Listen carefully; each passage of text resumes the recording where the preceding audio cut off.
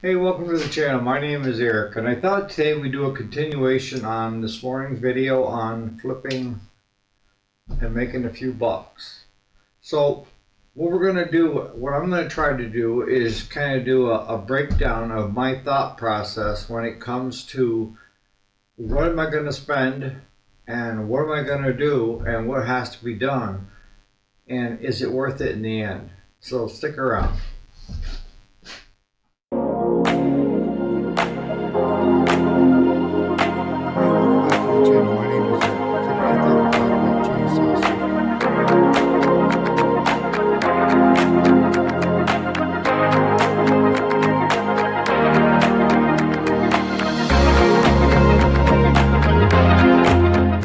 Alright, so welcome back. My name is Eric, and today we are flipping, right?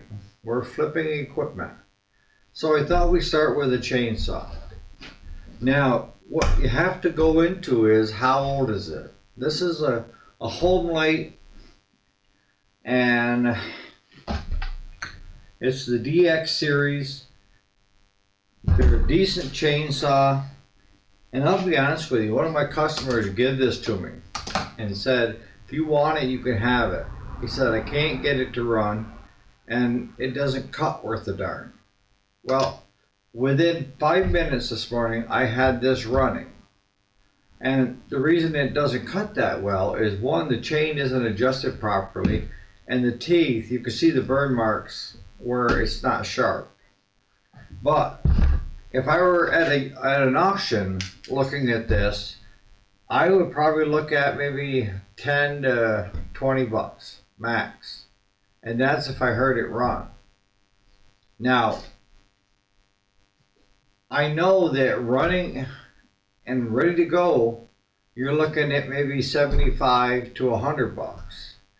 But when you're at an auction or garage sale or, along the roadside, you have to take into consideration what are the possibilities and how much money it costs us, right? So this was a gift. It was free. And for what I've done as far as put a new plug in it, new gas in it, everything else was good. And just take that choke,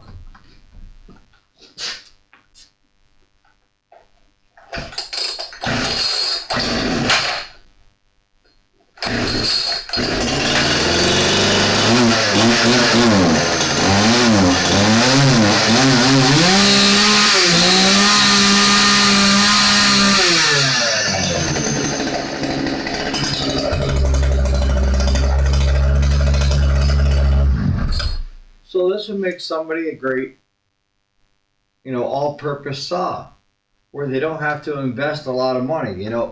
Chainsaws these days, a lot of them are going battery, but I like the old gas and oil. But I'm gonna have to sharpen this chain, adjust the tension, and other than that, it just needs to be run. And what I'll do with this one is I'll put it on my own woodlot, because I have just under 500 acres and we cut firewood for here, is I'll run it this summer. Make sure everything is working like it should. And the one thing I don't like about it is it doesn't have the chain brake. It looks like it does. I'll have to look into that. But that's what you're looking for in a chainsaw. Now, if this was a steel or a Husqvarna, now the value of it goes up, right? Because if you see, like this Husqvarna is within 10 years old, all right? It's the 120, and everything works as it should. You're probably looking at right around 100.5 for used, more likely 100.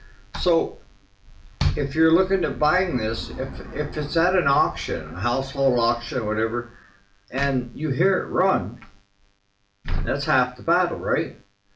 But I probably wouldn't give over 50, 60 bucks for this at an auction or at a garage sale, because I may have to put time into it, right? To get it to where it needs to be, to get it so it's a sellable saw. And these chainsaws have gone up a lot in price.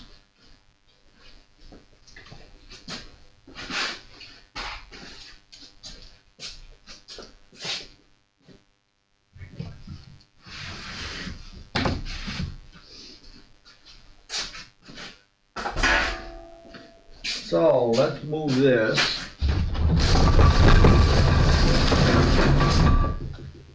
And let's talk about a push mower. So, what are you looking at as far as if you're trying to flip it, you know? What I look at is it self-propelled, one, how new is it, two, and does it run? Or do you think you can get, you know, it to run? And a lot of times, if they'll let you do it, carry a compression tester right with you. And pop spark plug out and do a compression on it so you know what the baseline is. If it's over 90, you should be alright. But you gotta look at how are the cables. Are the cables in good shape? Does it start right up? Does it drive when it's supposed to drive? All of those things you want to look at. But I know that it kind of baffled me this year when, you know, Amos, you had mentioned it, and Claude as well, on just a plain Jane push mower, you're paying almost $300. These are self-propelled. Over the years, we've always got the plain Janes, you know, that we would buy or put together, what have you, and we would sell it to the campers up here for $50 to $75 a piece. Well, we're going to bump up our price this year because I know that they can't go buy a just plain Jane push mower for under $300. So your market is changing. You have to know what it's worth and what you think you can get out of it on the end will dictate how much you're going to put into it. Now this one here is a customer's, it's not mine. And it's here because it didn't rev up. It's got an issue with the automatic choke not letting go completely. But if I saw this at a yard sale or an auction, you're probably looking at 50, 60 bucks. With it being self-propelled, you know, maybe 85, 90.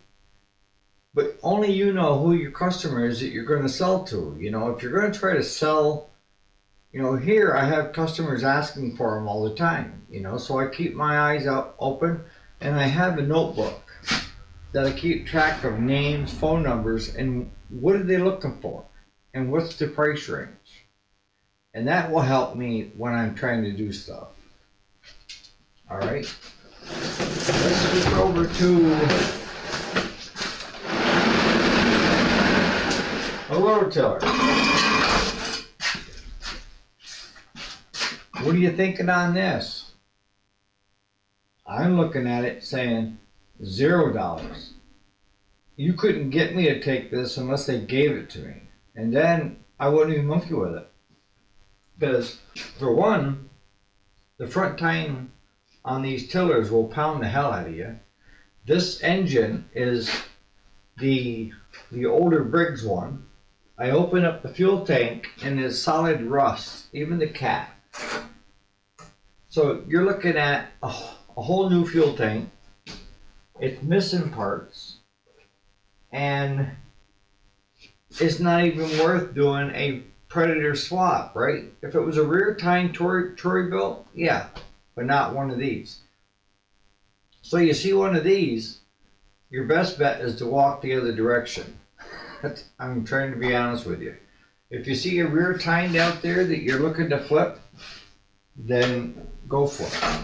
But as I was saying this morning, a lot of what goes into my thought process is I have to get it at the right price so that I can do the work that needs to be done on it, if any. And what is the number that I expect to get from it? And you have to be up to date on what stuff is selling for. You know, prime example is push mowers this year. I didn't realize they'd gone up that much. But you need to note that kind of stuff, because that person coming in, you know, is gonna probably know that stuff. So let's jump over to a weed trimmer. What are you thinking on this? You know, you're looking at the head unit. What does that tell you? I mean, if you've been in this business for a while, if it pulls that easy, that tells me it has no compression. And you couldn't give that to me. Well, you could give it to me, and I'd throw it on this pile. You got a usable handle, you got parts that you can reuse on somebody else's, but it's not worth rebuilding. So if you bought this, you're going to be out money. So the biggest red flags for me are trimmers and even chainsaws. They pull this easy. I mean, they should be able to hold it in the air, right? That's a great way to check it. You got enough compression, it's not going to allow it to drop to the ground. So on that note, guys, just be a smart flipper and know your audience that you're selling to, your customer, and then check into what the values are and what the going rate is on most of them. And as Jason said this morning, you know, don't discount how valuable your time is, because you need to get paid something for your time. You know, if you're just looking to have something to keep yourself busy and then sell at a break-even point, I guess that's fine. But if you're into flipping, then you need to know a lot of with the compression and things to look for as far as like on the trimmers. If it can't hold itself up, walk away. But these here don't have a very good lifespan. So unless you're maybe looking at a steel or something like that,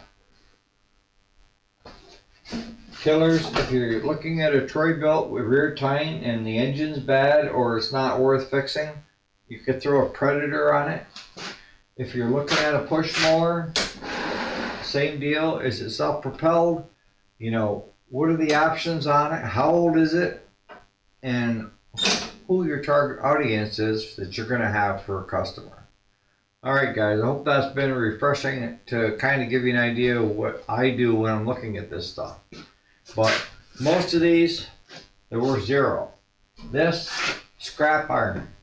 This, as long as there's not anything major wrong with it, it's worth putting a little bit of money. Chainsaws, again, it depends on the brand and what kind of shape it's in and what you're going to have to put into it. So on that note, you guys have a great day.